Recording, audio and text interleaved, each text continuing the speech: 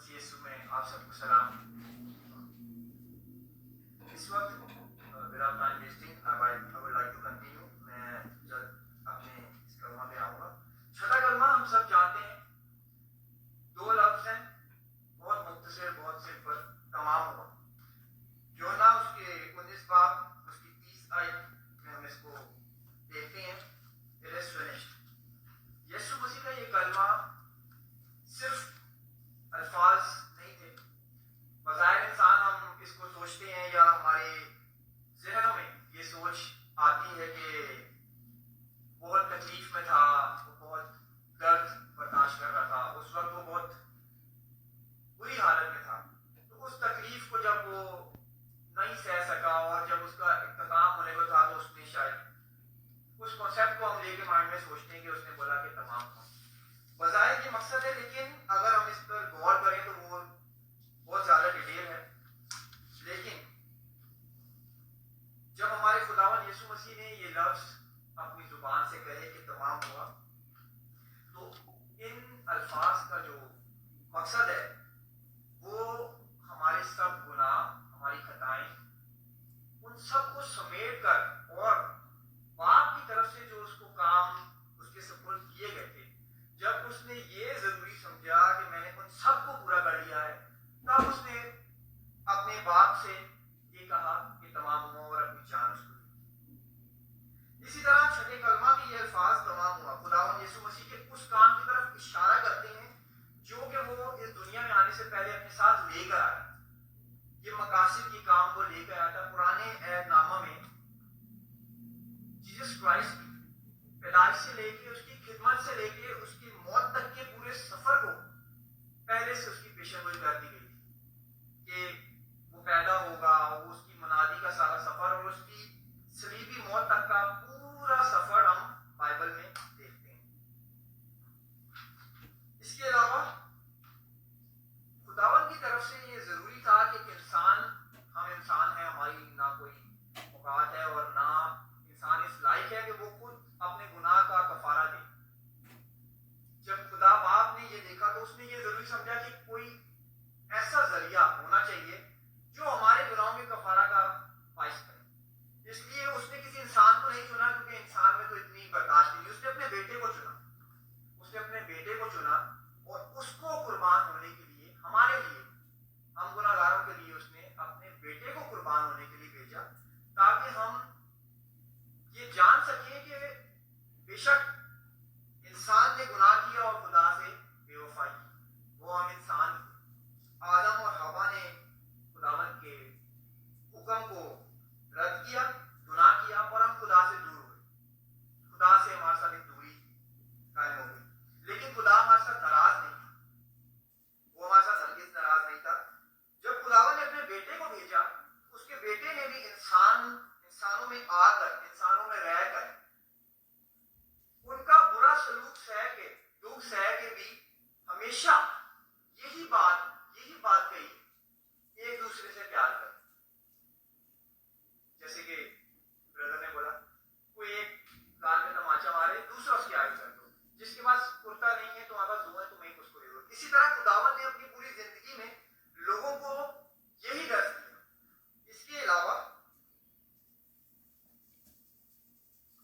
جب ہمارے نجات دہندہ خداوند نے یہ دیکھا, یہ محسوس کیا کہ انسان دنیاوی چیزوں کی طرف زیادہ اٹریکٹیو ہے.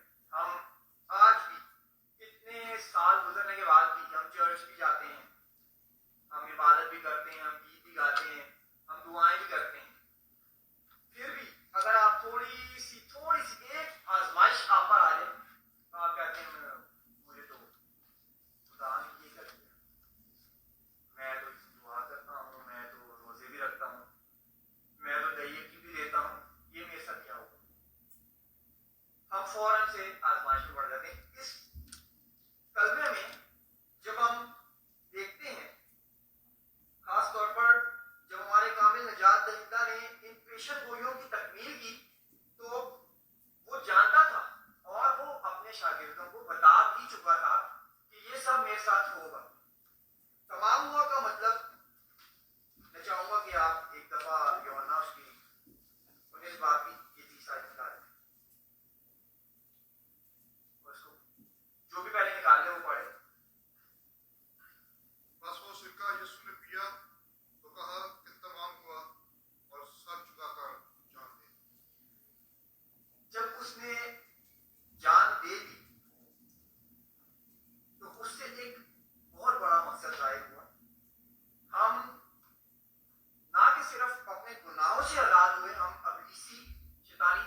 سے بھی آزاد ہو.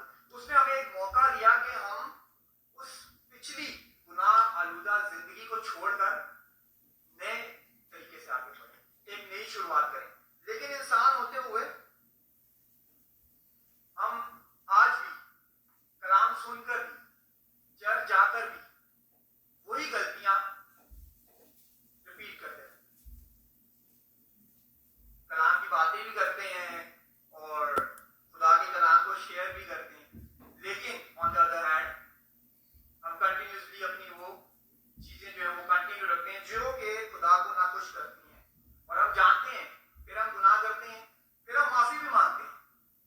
اس نے کوئی گناہ نہیں کیا تھا, پھر بھی اس نے خدا سے یہ کہا کہ ان کو معاف کر. اس کا کوئی قصور نہیں تھا, ہمارے قصور اس نے اپنے اوپر لے اور بولا کہ اے خداوند ان کو معاف کر. یہ نہیں جانتے کہ کیا کرتے ہیں. پرانے عہد نامہ میں ہم دیکھتے ہیں کہ ہم جانوروں کی قربانیاں دیتے تھے, گناہ کرتے تھے اور جانور کی قربانی دیتے تھے. پرانے نامہ میں لکھا ہے کہ تب وہ قربانیاں خدا قبول بھی کرتا تھا, لیکن جب اس نے قربانی دی تو یہ بھی کہا ہے کہ اب کسی اور قربانی کی ضرورت نہیں, کیونکہ وہ ہمارے لیے قربان ہو چکا, ہمارا فدیہ دیا, ہمارا کفارہ ادا کیا. خدا یسوع مسیح کی موت صرف یہ درس نہیں دیتی ہے کہ وہ ہم جو ہے وہ اپنے گناہوں سے آزاد ہو گئے, بلکہ اس نے ایک سوچ, ایک نیا مشن تمام مسیحیوں کے لیے چھوڑا, ان کو دیا کہ ہم اپنی زندگیوں میں جس طرح اس نے اپنے باپ کے لیے بھیجنے پر اپنے باپ کے تمام ان کاموں کو پورا کیا, ہم اپنی زندگی میں کیا مقصد رکھتے ہیں. ہم مسیحی ہیں, ہم اچھے کردار کو ظاہر کرنا چاہتے ہیں, لیکن کیا سچ میں ہم اچھا کردار ظاہر کرتے ہیں؟ غیر قوموں میں ہم اٹھتے بیٹھتے ہیں, ان کے ساتھ کام کرتے ہیں, کیا ہمارے کردار سے وہ ظاہر ہوتا ہے کہ ہم مسیحی ہیں؟ شاید نہیں. یا جو سمجھتے ہیں کہ ہاں میں مسیحی ہوں, میں تو کر سکتا ہوں, میں نے بہت اچھے کپڑے پہنے ہوئے, میں مسیحی ہوں, یا میں بہت اچھے طریقے سے بات کر رہا ہوں تو آپ یہ سمجھ سکتے ہیں کہ مسیحی ہوں. ایسا نہیں. اس نے خدا کا بیٹا ہوتے ہوئے لانتی موت کو ہرا کی. وہ ایک لانتی موت سب جانتے تھے, اور سب جب دیکھتے تھے تو وہ یہی کہتے تھے کہ مذاق اڑاتے تھے, تو خدا کا بیٹا ہے, تو نیچے اتر.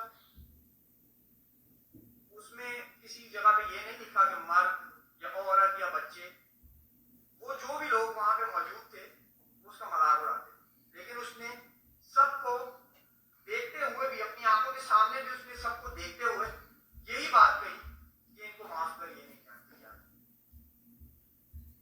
جب اس نے تمام ہوا کہا تو ہماری نجات کے لیے اس نے یہ الفاظ کہے. اس لیے ہم 2 کرنتھیوں اس کی 5:17 میں لکھا ہے, اس لیے اب کوئی مسیح میں ہے تو وہ نئی مخلوق ہے. وہ نئی مخلوق کیوں ہے؟